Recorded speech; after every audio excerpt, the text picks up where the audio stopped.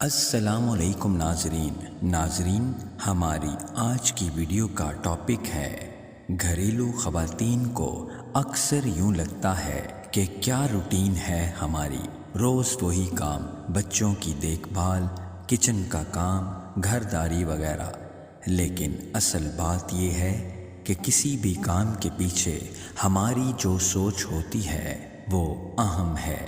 ایک وہ خاتون ہے جسے یہ سب کام وقت کا ضیاع اور غیر مفید لگتے ہیں، بچے اسے بوجھ لگتے ہیں اور گھر کے کام اپنی خواہشات کی تکمیل میں رکاوٹ۔ لیکن ایک وہ خاتون ہے جس کی سوچ ہے کہ یہ میری ذمہ داری ہے اور مجھ سے روز محشر اس کے بارے میں سوال کیا جائے گا۔ مجھے ایسی ماں بننا ہے جو اس امت کو بہترین افراد دے سکے، جو نہ صرف خود متقی ہو بلکہ ایک جماعت کو متقین کا امام بنانے والی ہو۔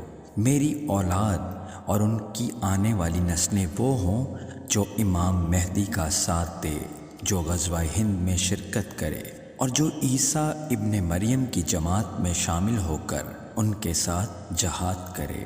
یہ وہ سوچ ہے جو اسے ہمیشہ ایکٹیو رکھے گی، اکتاہٹ کا شکار نہیں ہونے دے گی۔ انسان کا مقصد بڑا ہو اور نیت صاف ہو تو اس کا ہر کام عبادت بن جاتا ہے۔